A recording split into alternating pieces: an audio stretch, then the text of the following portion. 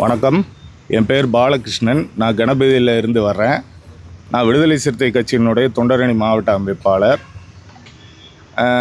போன 21ஆம் தேதி டிவிகே தலைவர் விஜய் அவர்கள் ஒரு பரப்புரையின் போது குழந்தைகளிடம் எப்படி நீங்கள் வீட்டில் மிட்டாய்க்கும் துணிமணிக்கும் எப்படி அடம் பிடிச்சி ஓட்டு வாங்கி எப்படி அடம் பிடிச்சி வாங்குறீங்களோ அந்த மாதிரி விஜய் மாமா அவர்களுக்கு அடம் பிடிச்சி ஓட்டு வாங்கி கொடுங்கன்னு சொல்லி குழந்தைகளை ஒரு ஓட்டு பொறுக்கும் கருவியாக யூஸ் பண்ணியிருக்காரு. இதனால் என் வீட்டில் என் குழந்தை ஓட்டு போட போகும்போது நீங்கள் டிவிகேக்கு தான் ஓட்டு போடணும், இல்லாட்டி நான் சாப்பிட மாட்டேன், தூங்க மாட்டேன், படிக்க மாட்டேன் அப்படின்னு சொல்லி அடம் பிடிச்சி என்னை வற்புறுத்தி டிவிகேக்கு ஓட்டு போட சொல்கிறான் என் பையன். இதை சமாதானப்படுத்துறதுக்கே எனக்கு பெரிய விஷயமா போச்சு. இதே மாதிரி மக்கள்கிட்ட எவ்வளோ குழந்தைகள் இப்படி சொல்லி விஜய்க்கு ஓட்டு போட சொல்லியிருக்காருன்றது மக்களுக்கு தெரியும் நல்லாவே.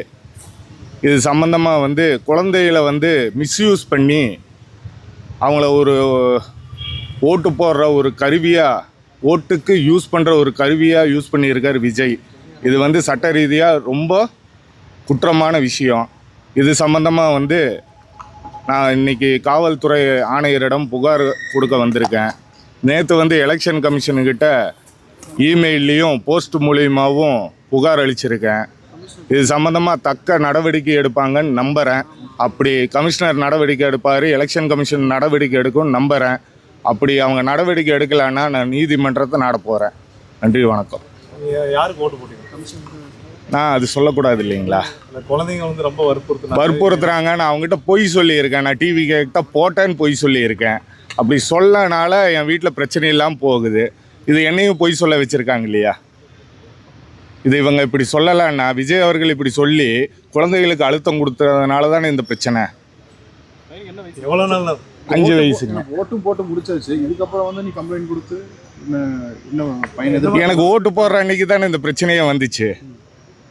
நான் 23ஆம் தேதி ஓட்டு போட போகிறேன்னு சொல்கிறப்ப தானே இந்த பிரச்சனை வந்துச்சு. எனக்கு வந்ததுனால நான் புகார் தர்றேன். இந்த மாதிரி எவ்வளோ பேர் மன அழுத்தத்துக்கு ஆளாகிருக்காங்க, எத்தனை பெற்றோர்கள் மன அழுத்தத்துக்கு ஆளாகிருக்காங்கன்றது என்னால் புரிஞ்சுக்க முடியுது. என்னை மாதிரியே எத்தனை பெற்றோர் பாதிக்கப்பட்டிருக்காங்கன்றது எனக்கு புரியுது. பொய் சொல்ல வைக்கிறாங்க பெற்றோர்களை குழந்தைகள் இடத்துல.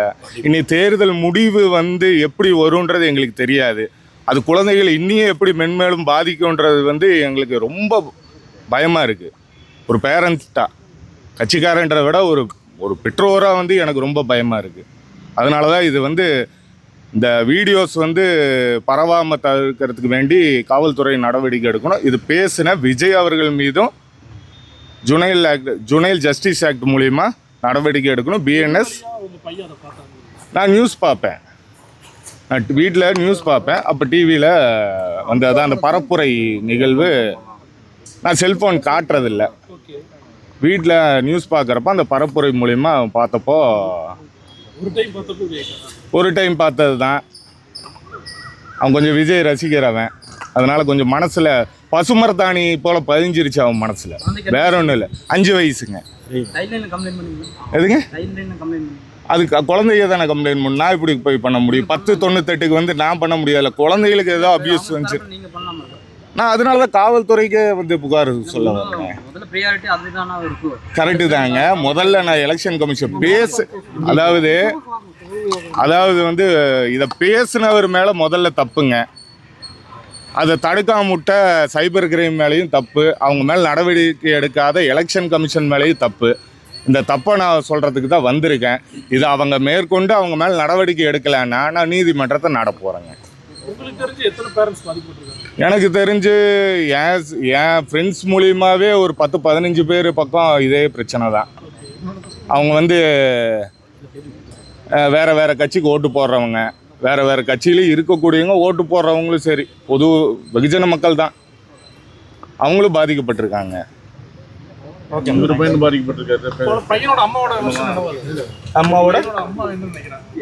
அம்மா நீங்க பேசாம அவங்களுக்கே ஓட்டு போடுங்க அப்படின்ற மாதிரி என்னை